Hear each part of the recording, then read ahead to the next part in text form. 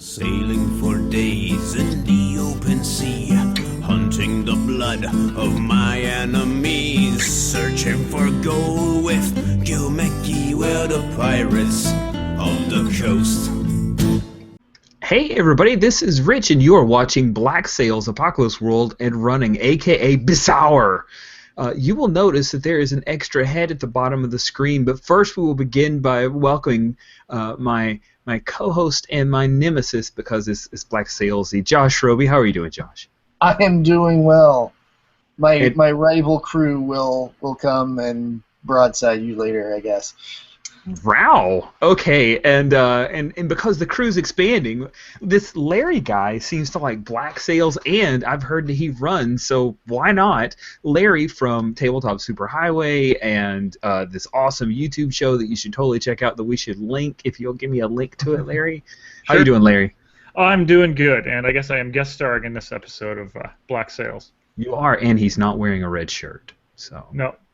Nor is he the quartermaster or first mate of, I was going to say, guest stars don't really fare very well, generally speaking, on Black Sails. I don't know if you really want to sign up. Probably true, yeah. An extra. What is Black Sails Apocalypse World and Running? The concept, the conceit behind this, if this is the first time you've seen this, is that we posit that Black Sails, the amazing piratical show on the Starz Network, which is currently in its third season, that in actuality, this game was written as fanfic or inspired by a tabletop role-playing game called Apocalypse World. So we look at each episode through the lens of the major characters that we had defined in the classes or playbooks of Apocalypse World as they're being played, and each episode is the result of that play. So we talk about moves, and we talk about die rolls, and we will theorize weird things, and that's what we'll do. So we are talking about Season 2, Episode X, and it is not rated X. In fact, there are much less of the naked peoples in Season 2 than there was in Season 1, really. Which, yeah, there's half a nipple in this episode. There's some violence, too, yeah. A little bit of violence and gore. Oh, yeah. I know nobody cares about that. From Canada. Violence is part of television down here. Oh, it's the same here. We get your television, but it's as other people have pointed out before, it's amusing what you can get away with in violence, but you cannot get away with like a nipple. Yeah. In a lot of places. And the violence in this, there's one particular scene was extreme. Maybe there are three moments of violence all in one contiguous scene. There's some of the worst bits in Black Sails to me. Yeah, it was so bad somebody lost his head. All right, so let's talk about it then, since we're already talking about it. What happened in Episode 2 of Season 2, Episode X? Actually, one thing really quick before we get into it. There's a lot of spoilers. There's usually spoilers, but there are big spoilers for this episode. So if you are watching the show and you don't want to be spoiled, maybe push pause and come back to us after seeing it. It's probably a good idea, yes. There are some big things happen. Very honorable of you, Josh. Especially right at the start. Because Billy's back! Yes! Yes! Surprising no one, the character that exists in the Treasure Island novel, which this is supposedly a prequel for, is still alive. Amazing! Yeah. You didn't see a body. Yeah, I think he got his MC's love letter at the start, and then they never went back to him. He spent the entire game making dice towers. Poor guy. He's been gone for a number of episodes, right? He dropped out in... Actually, only 2. Really? Really? It seems like more than that, yeah. After he goes overboard. Huh. Yeah. I thought it was before Season Ender. Okay, cool. So we find out that Billy is alive, although he has been captured and is being tortured. And then we cut away from it. That's the opening scene. And then flashbacks. Oh, flashbacks. Lots of flashbacks this episode. Yeah. If you want to watch this for what we consider like the live play. Oh, Larry, you had a thought about the flashbacks. Yeah, I think that the character for Flint rolled a few failed open your minds this session. At least one that they kept going back to, which is an idea I hadn't thought of before in an actual game, to just come back to the player every now and then and build on what they said the last time that we had a dialogue about them failing to open their mind. Huh. I hadn't thought of that idea, but I think that would work. Sure. As long as you enjoy and they enjoy it, yeah, absolutely. Yes, because otherwise this sounds like a very punitive GM saying, "You're not going to fail the role. We're going to dig further. Yeah. Exposition that everyone already knows about." Well, it sounds terrible, but on the other hand, who doesn't like to talk about their character? Oh, I like to do things with my character. Yeah, fair enough. Well, Flint gets to do things too. He does. Yeah. So most of this episode consists of Flint and Silver working their way back into the good graces of the crew. They are persona non grata right now. They are going to be taken back to Nassau and booted off the ship. So they've got 2 days in which to regain their position on the crew.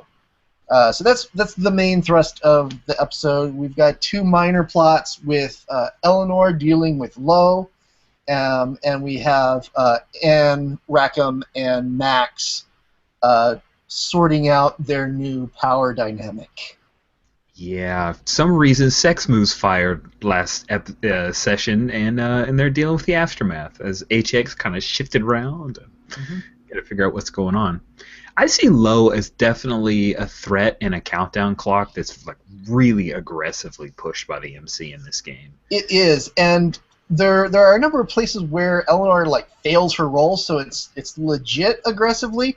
But as I was watching it this time, I was reflecting because like Hardholder is one of my favorite playbooks too, and Lo is the kind of threat that just pisses me off and drives me up the wall. It's a legit threat, right? And it's totally something that should be thrown at Eleanor, because Eleanor is building a house of cards, and she has this big operation and very little muscle to prop it up. So of course, the thing that the MC throws at her is a threat with a lot of muscle. I mean, it's a bigger gang, is what it is. She's got the small gang. It's a big gang, and she can't just go at it directly, so she's going to need to find her way around it. But in the meantime, man, if I were playing Eleanor, I would be very frustrated at the table because it's this big boogeyman that you just can't do anything about because you don't have the muscle. Yeah, she had some hard fails. Although, when I was thinking about Captain Lo, I was thinking of him as if he was a PC, and I just figured he was a hocus. Because his people are such outsiders, right? Yeah, I could totally buy that. Yeah, they're kind of like a violence cult. Yeah, like Lo's player comes in to see if he wants to play in this game. Yeah. So it depends on how you look at it. I can totally see him as a countdown clock because, yeah, a lot of things got ticked off, and she definitely had some hard fails. But if he's a player character, I figured he was probably a hocus. Yeah, I think he's definitely the most hocus of anybody we've seen in the Black Sails campaign. It's pretty sharp. Okay, Larry, I like that point of view. Yeah, so I guess the player of Lo is one of those, like, I've heard you've got PvP rules, we've got this HX thing you use against people. I'm just going to roll in here and see how this goes. Yeah, that definitely changes some of the scenes. So let's see. We have Silver and Flint working their way back in, Rackham, Annie, and Max dealing with their issues, and Lo as a threat. So what's a cool scene that you guys really enjoyed in the overall episode that had some cool moves or moments in it for you? I'll jump in if you want. So I feel like Flint has been failing a lot of roles lately. I'm sorry, Flint. Silver actually just can't catch a break through a lot of this episode, and I'm suspecting you had kind of on the notes there that you weren't too sure what move he was using to try to get the crew going. Yeah. I think he took a move from a different page. I think he actually took the Hocus move Frenzy. And interesting. He just hadn't or was it Incite Frenzy? It's one of those ones that's just Right. trying to get it's Frenzy, trying to get everybody else going, and I suspect that he finally got a partial success at the end of the episode, and that one was a good scene. Yeah. The goat won him over. That was nice. Yeah. Of all things. I'm unfortunately I'm not well enough acquainted with what I'm about to say, but like I think the other option is that Silver's player heard that Apocalypse 2 was out, and there was this new playbook called The News.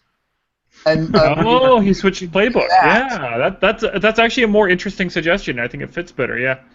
Well, unfortunately, I haven't had time to go back and reread the news in this context, so that's where that joke ends. Really, is we're gonna have to call it a joke because officially we said that it was first edition through first and second season, right? Because it didn't exist at the time that this show came out. Like there was no second edition.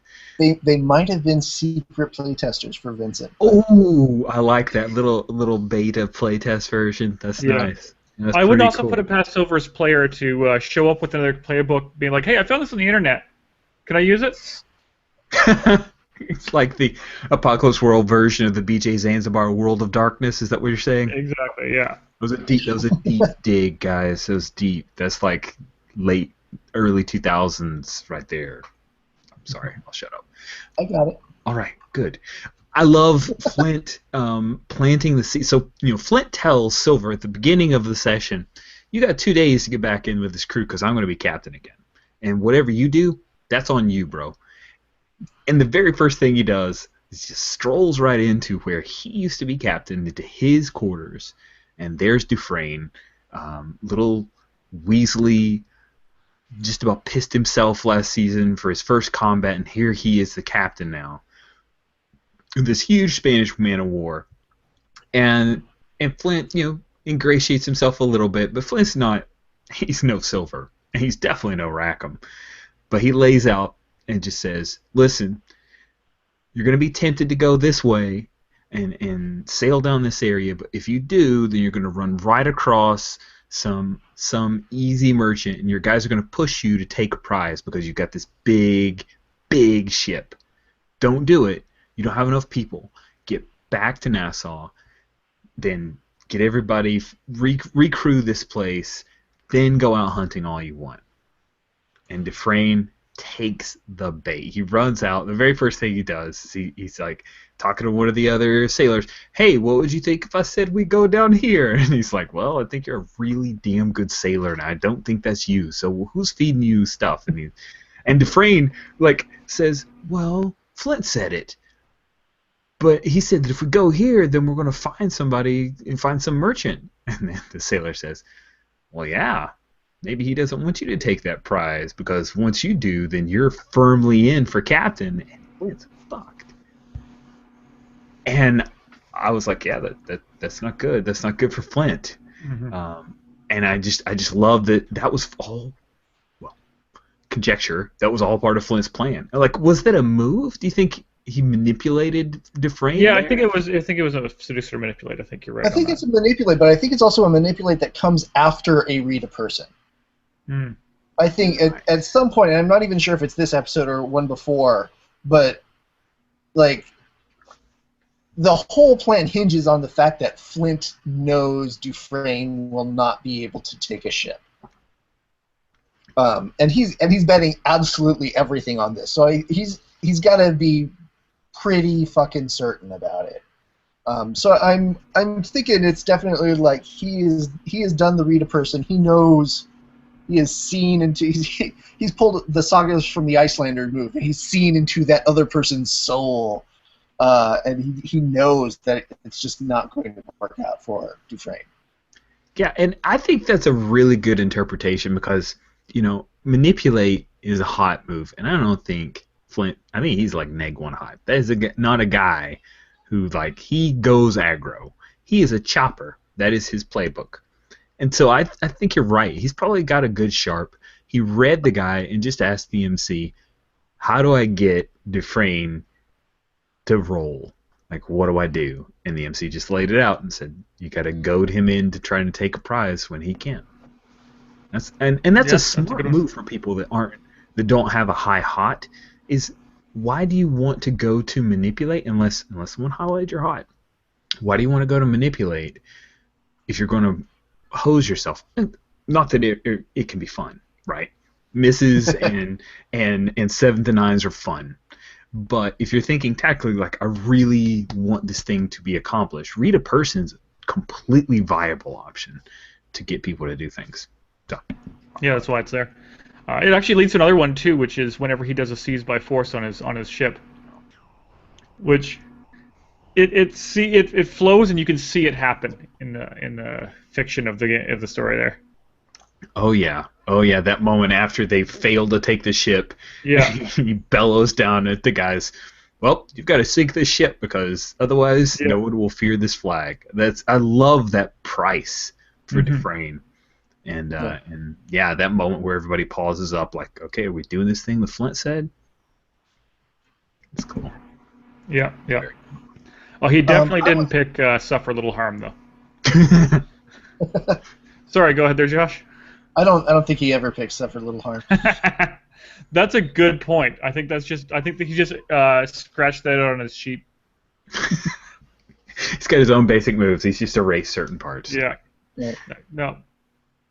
So what did you guys think about the low threat and how, this is really a thing coming hard at Eleanor as the hard holder? You pegged it exactly right, Josh, and she had to deal with that.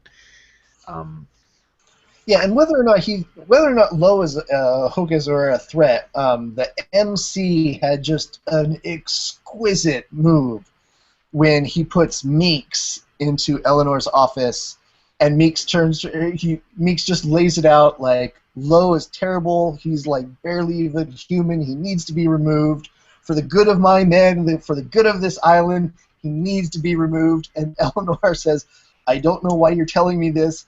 And Meeks just gets up closer to her, and he says, "I hear you depose captains." Yes. It's beautiful. It's just like, the MC's all, remember when you did that thing that was a bad idea at the time and you paid really hard for it but you barely made it through? Yeah, now you have a reputation. People want you to do it again. What now? And you could just imagine the player of Max going, yeah, you remember that time? Do you remember that time? That's great. That's really good. That is a great bring it back. I love that. So Eleanor knows about this prize. Meeks won't give her any more info. She denies him, right? I'm sorry, that put me at too much risk. That's not a thing I can do again. I nearly lost my livelihood over it. And that ends the scene. Meeks has no leverage at this point. Like, he's used his last bit of leverage, like, I know we've got a great prize, but it was a move of desperation, and he's on a PC, so fuck him, right? He's paper, yeah. Yeah, he's like a used car. So let's see. Eleanor realizes that maybe now she has some leverage, though, right? She's got to figure out, okay, I don't have a bigger gang, but I've got this other threat called Vane. Oh, Josh, jump in. Yes, and I think we should get to that, but let's not ignore the tumultuous snowball that happens after she turns down Meeks.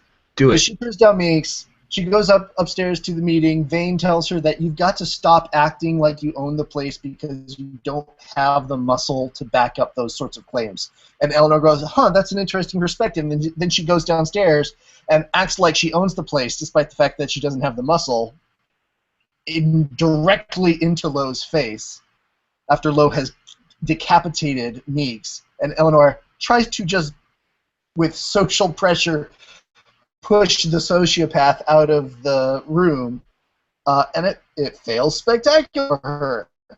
And she loses one of her. Yes, oh yeah, I think she probably rolled a 2. I think. Nice. But yeah, and it all goes to shit. And Lo just demonstrates that she's not in charge. Everybody drops out of there, leaving Eleanor to consider her other options. Absolutely, yeah. Yeah, I wouldn't even say she rolled a 2. I think she somehow found a way to roll a 1 on 2d6. It's just she messed that up as badly as she could, and even lost one of her people out of it, which clearly bothers her. She doesn't like to lose her staff. Yeah, that's a good point. She's not Flint. Exactly. She is so not Flint. I think maybe this is a custom move moment. When you tried to talk shit to Lo, you have a -1 forward, and then she just rolled, and that's how she got her 1. Yeah, that was an ugly, ugly scene. Like just a series of scenes. Lo cutting off Meeks' head in her bar. She runs down, tells him, all right, get out. He says no. One of her most trusted men comes up. He cuts the guy across the gut, then stabs him through the back of the neck, through his throat, right in front of Eleanor after she just ordered him to go away.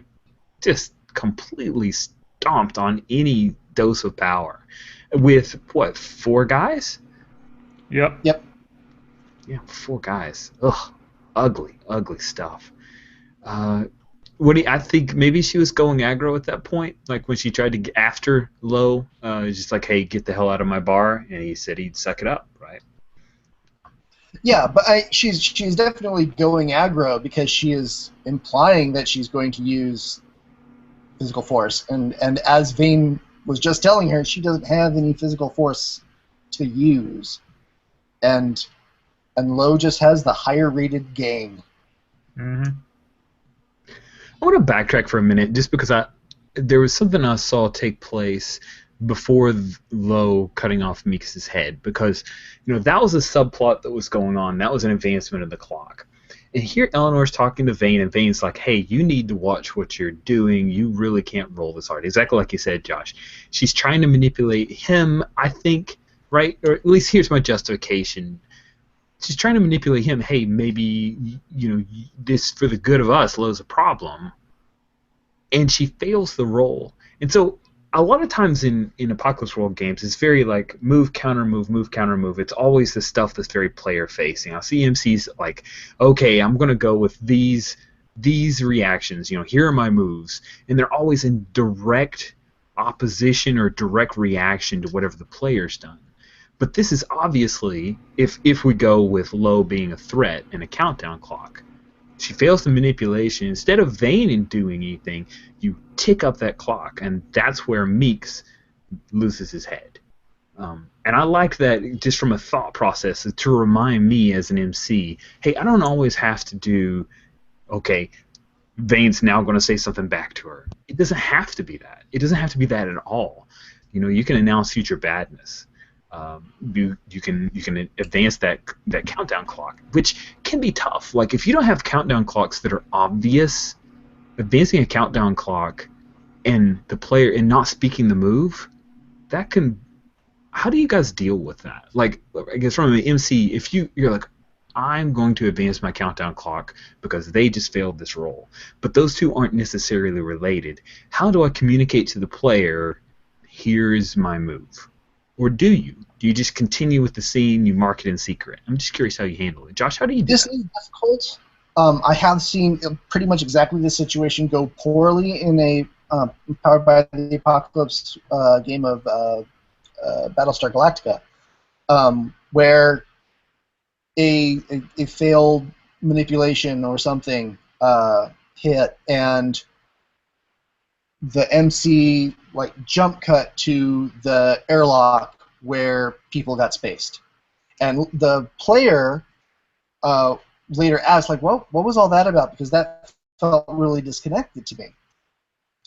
And I think the key, when it worked here in Black Sails, because Eleanor and Vane have their little play-by-play. She fails, and then downstairs they hear screaming perpetrated by the guy that they were talking about, right? The association is really close, both in physical proximity and in topic.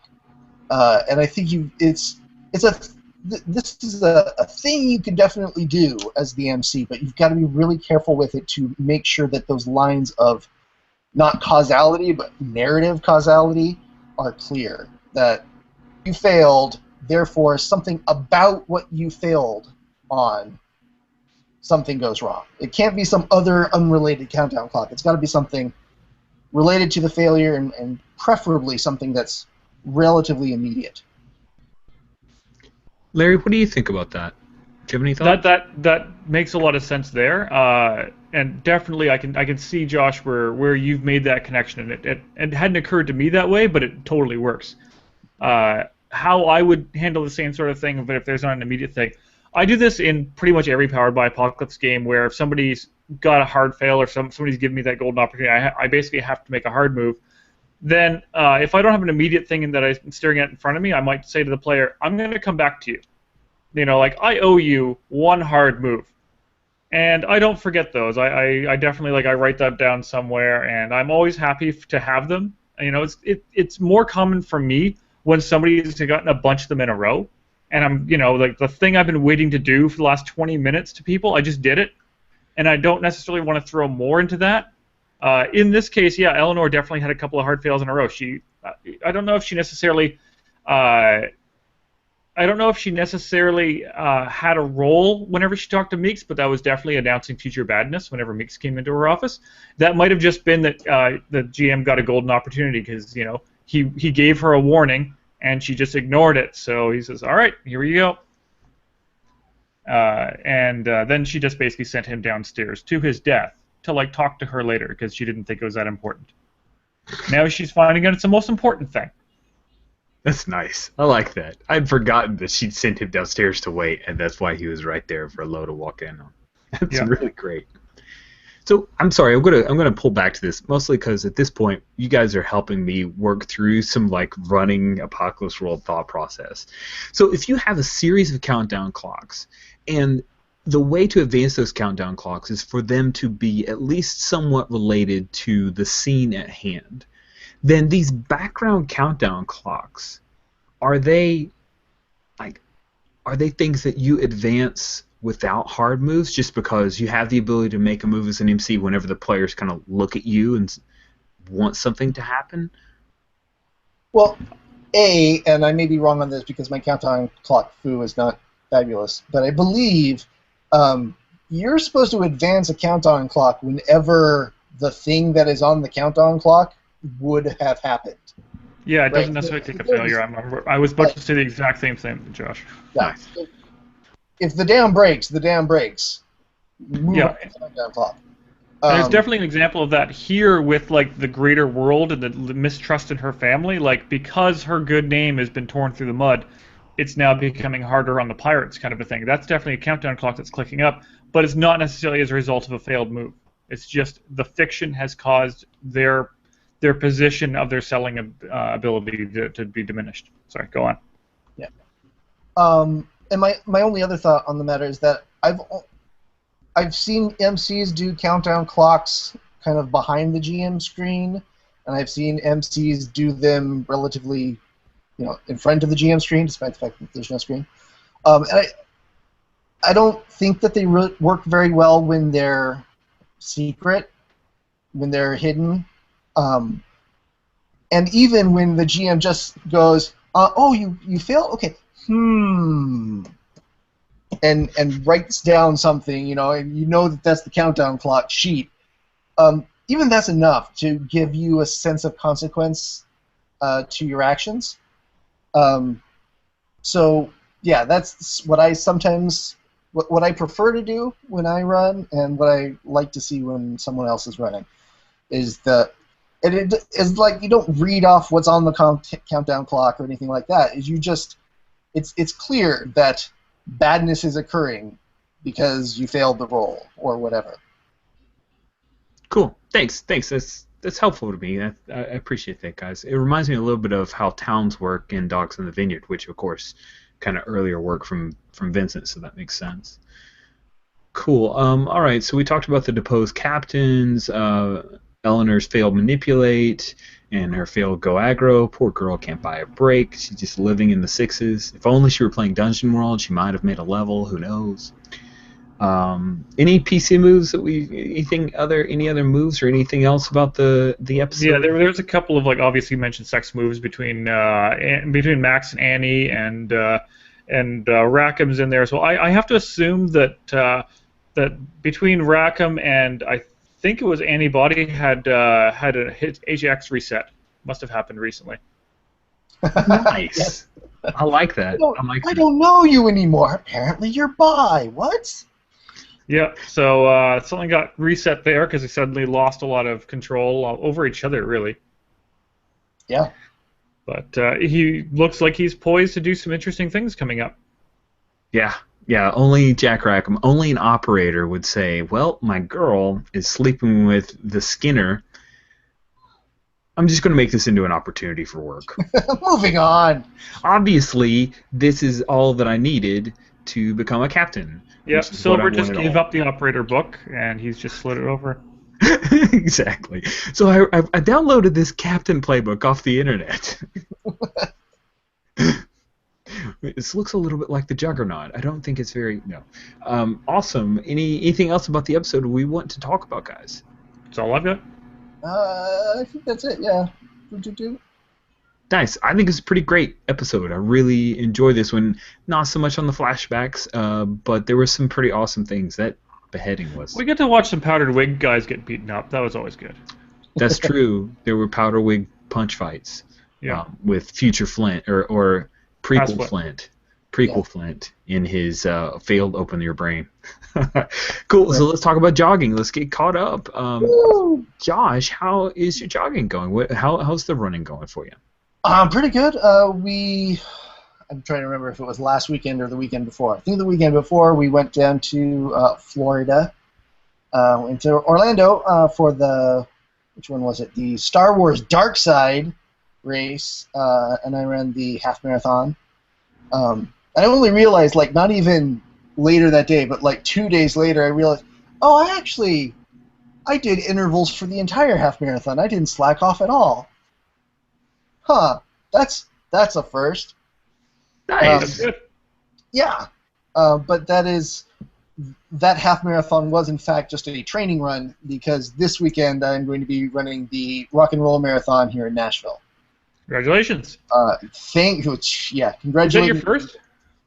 This will be my second marathon. I Okay. did the marathon in January in Orlando, which is flat and starts at 4 a.m.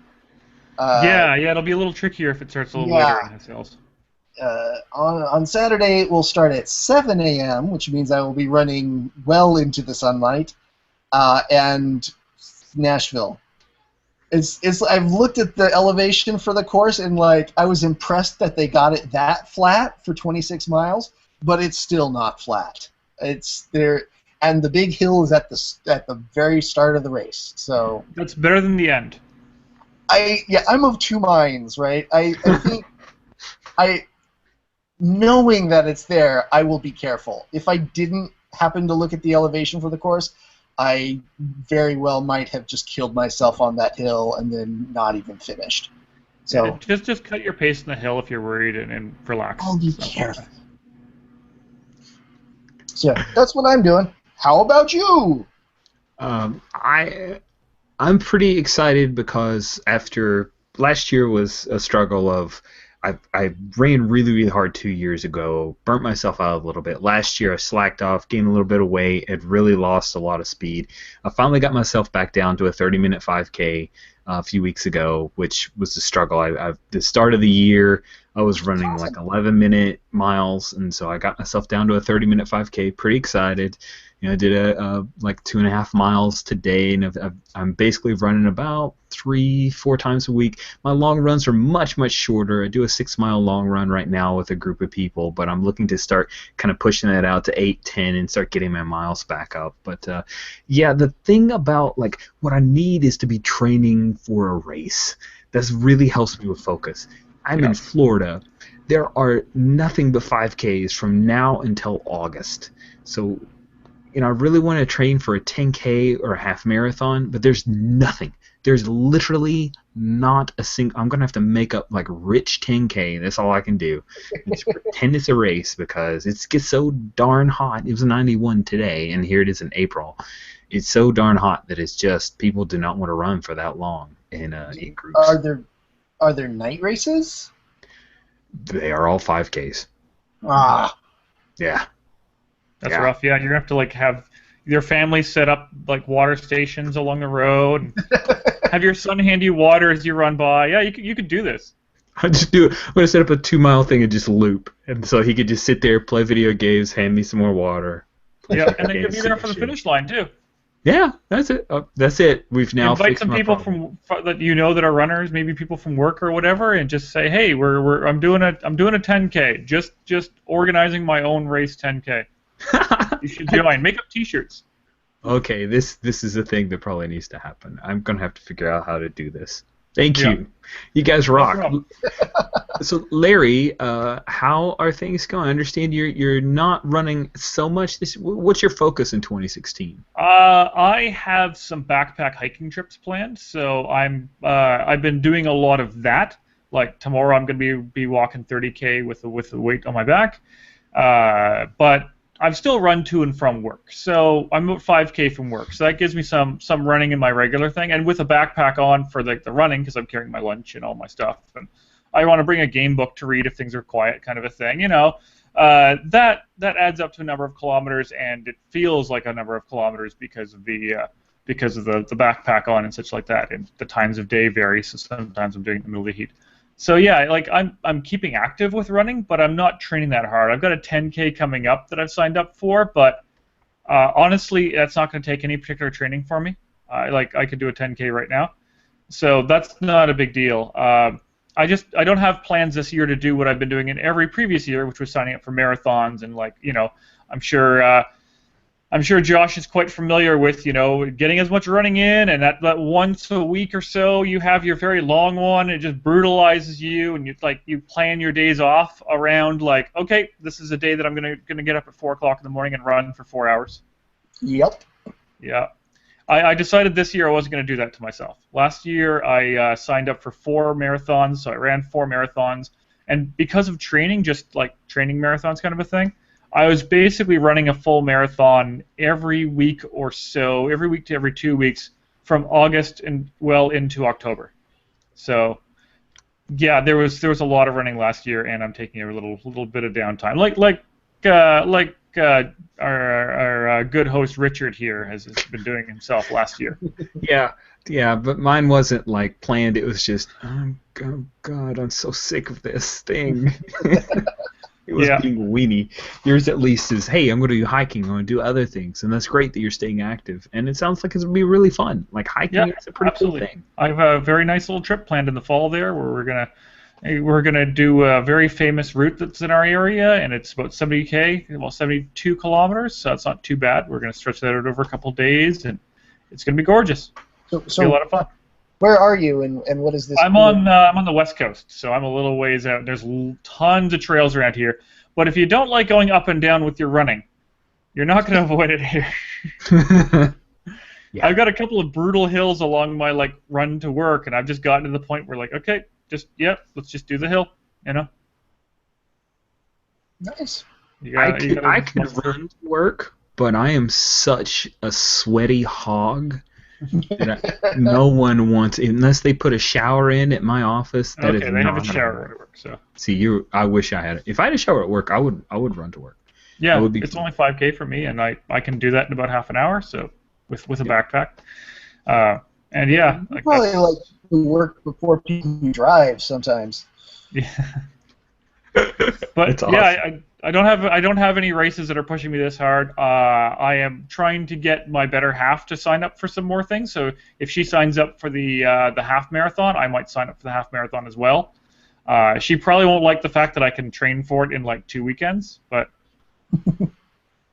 Well, I mean that's the benefit of being a lifelong athlete. They're just doing a lot of it.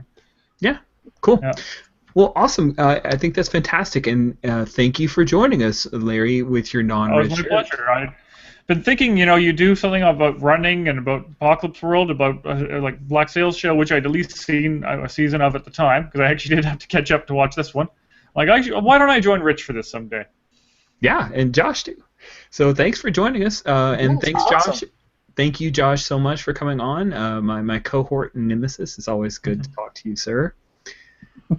Excellent. So everybody have a good evening, and we will see you as we go over XI next time around. XI. And I will tell you if I actually finished or not.